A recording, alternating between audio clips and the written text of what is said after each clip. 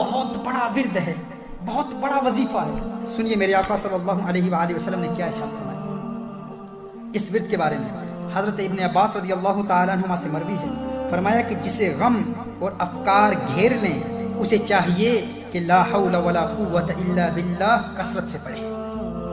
یہ لا حول ولا قوت الا باللہ کا ورد انسان کو غموں سے آزاد کر دیتا ہے۔ صحیح بخاری اور صحیح مسلم کی حدیث میں مروی ہے کہ یہ ایسا ورد ہے، یہ جنت کے خزانوں میں سے ایک خزانہ ہے۔ لا حول ولا قوت الا باللہ جنت کے خزانوں میں سے ایک خزانہ ہے، جو اس سے پیار کرے گا وہ جنت میں جائے گا۔ ترمذی میں مذکور ہے کہ یہ جنت کے دروازوں میں سے ایک دروازہ ہے، اور ایک روایت میں ہے کہ لا حول ولا قوت کے ساتھ ہر بار ایک فرشتہ اترتا ہے۔ جب بھی آپ پڑھتے ہیں لا حول ولا قوت الا باللہ، ہر مرتبہ ایک فرشتہ آسمان سے اترتا ہے۔ اور یہ فرشتہ کیوں اترتا ہے؟ بیماروں کو شفا دیتا ہے۔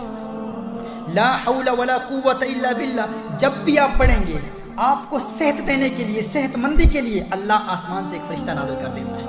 یہ لا حول ولا قوت الا باللہ اس عظیم ورد کی فضیلت ہے۔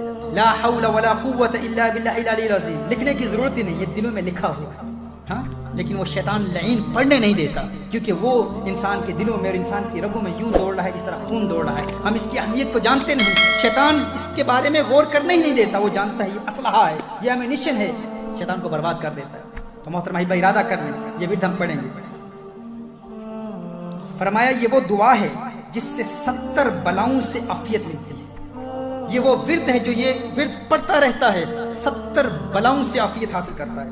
حضرت انس بن مالک رضی اللہ تعالی عنہ کی روایت میں ہے، حضور اکرم صلی اللہ علیہ وآلہ وسلم نے ارشاد فرمایا، میں اسی لیے کہہ رہا ہوں جاہل بابوں اور جاہل پیروں اور جاہل عاملوں کے ورد پڑھنے والوں، آقا کے ورد بھی پڑھا کرو۔ جو ورد میرے آقا صلی اللہ علیہ وسلم نے عطا فرمائے ہیں وہ ورد پڑھا کرو۔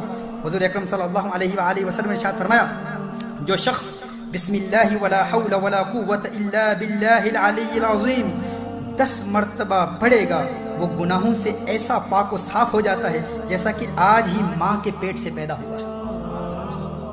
دنیا کی 70 بلاؤں سے محفوظ ہو جاتا ہے۔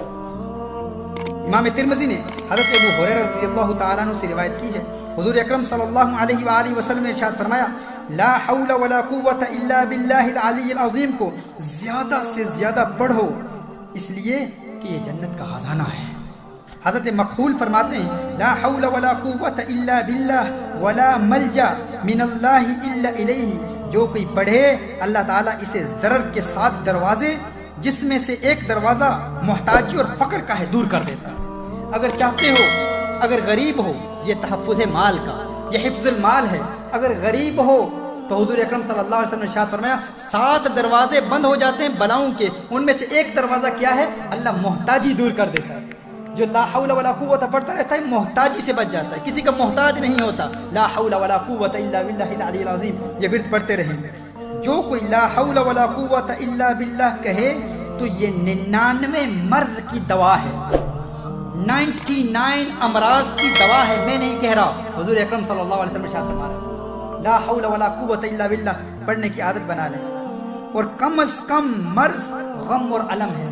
جو شخص پریشان رہتا ہے، ہر وقت غمگین رہتا ہے، خوش رہنا چاہتا ہے، فرمایا 99 امراض کا علاج لا حول ولا قوت الا باللہ ہے، ان میں سے سب سے چھوٹا مرض کیا ہے؟ غم ہے۔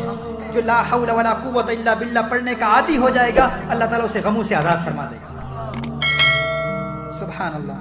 اور ایک حدیث میں حضرت ابو موسیٰ رضی اللہ تعالیٰ عنہ سے مروی ہے کہ جو کوئی لا حول ولا قوت الا باللہ کو روزانہ 100 مرتبہ پڑھے کبھی کسی کا محتاج نہیں ہوگا۔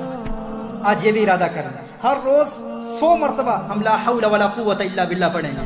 فرمایا جو ہر روز 100 مرتبہ لا حول ولا قوت الا باللہ پڑھ لیتا ہے کبھی کسی کا محتاج نہیں ہوتا۔ سبحان اللہ، سبحان اللہ۔